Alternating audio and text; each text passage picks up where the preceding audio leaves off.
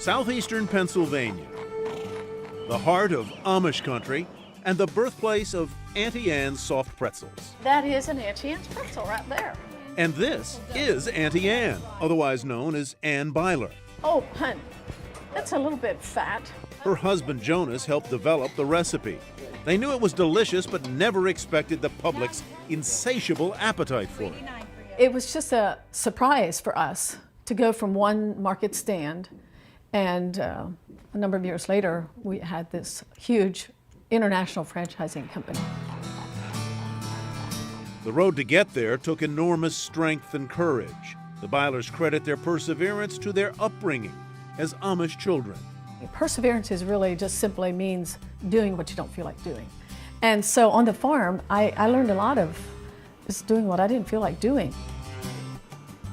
Amish culture also instilled them with a solid work ethic. I've watched my dad do business on a handshake. He'd do odd jobs for farmers and tell them, when you get your milk check, send me a check. But Jonas longed for a more modern lifestyle. At 15, he made the tough decision not to be Amish. 2 years later, he started an auto body shop, and in 1968, when he was 21, he married Ann. At the same time Ann said yes to Jonas, she also said a final goodbye to being Amish. I left the Amish Mennonite Church. I was 19, and it was very difficult. As hard as it was to leave the comfort of the community, nothing could prepare them for the pain they were about to endure. It was September 1975. By then, the Bylers had two little girls, 4-year-old Lawana and a 19-month-old toddler named Angela Joy. Angela took a little walk up to Grandma's house that morning, and my sister, who was driving a Bobcat, working for my dad, she didn't see Angie and drove over her, and she was killed instantly.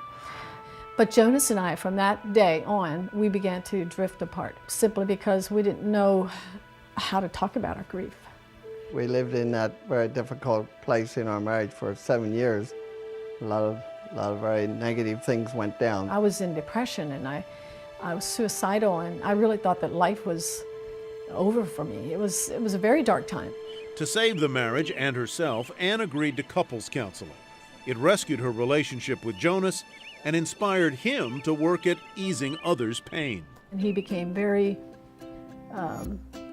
intrigued with, wow, this is counseling, this is amazing, and we can help other people. And so he began counseling just out of our home. I was so appreciative as a wife that I felt like I would do anything. What she did was go to work at a farmer's market to support Jonas, who was providing his counseling services for free. Then in 1988, they invested in their own stand at the Downingtown Farmers Market. We made a loan from my dad for $6,000, and I thought I was signing my life away. They made pretty good pizza, savory stromboli, but their pretzels? The pretzels were just a pain to me. I was like, you know, they're not good. They were yellow, they were sorry tasting. I told him, I'm not going to sell pretzels anymore. We're just going to do pizza and ice cream. And he said, well, before you give up on the pretzels, let me just try something. So he comes back and he adds some ingredients to the existing mix that we had. So we opened the oven door, and it's like, wow, they look different. First customer came up for a pretzel, took a bite as they were walking away, and he came back and said, what is this? I said, it's a soft pretzel. Wow, I said, this is amazing. Soon others flocked to their stand, but they were still missing an important ingredient, a name. And then my friend said to me, well, why don't you just call it Auntie Anne's Pretzels, because everybody calls you Auntie Anne anyway. They continued selling other items, but nothing came close to those warm golden goodies. So they dropped everything else and in one day rang up $2,000 in pretzel sales alone. We were selling pretzels 55 cents a piece, 3 for $1.50. And we were able to start a savings account. Then someone suggested they open a second stand at another market in Harrisburg, PA. Instead of celebrating, Ann got cold feet. She cried all the way home from Harrisburg because she didn't want to spend her savings. I said, why are we doing this? We're making good money in Downingtown. Not only that, but it was just to hire more people and to just duplicate that. She knew that it was a lot of work. We didn't have a formal education. We had no capital, and we didn't have a business plan. Early on in the life of Auntie Anne's, I cried a lot because We didn't really plan on building a big company. Taking a leap of faith, they bought the Harrisburg stand, had similar success, and soon others wanted to open their own Auntie Anne's shops. But both Byler's had second thoughts about franchising. We were not prepared and really didn't want to get into that kind of an agreement with people. I want to make sure that our franchisees, I really wanted them to be successful. It was really important to me. So they started slowly, opening only about 10 locations in 1989. Anne was visiting every shop, teaching her pretzel twisting technique. It's very easy. Like that. That's how you do it. While Jonas was dealing with contracts and building store interiors between counseling sessions.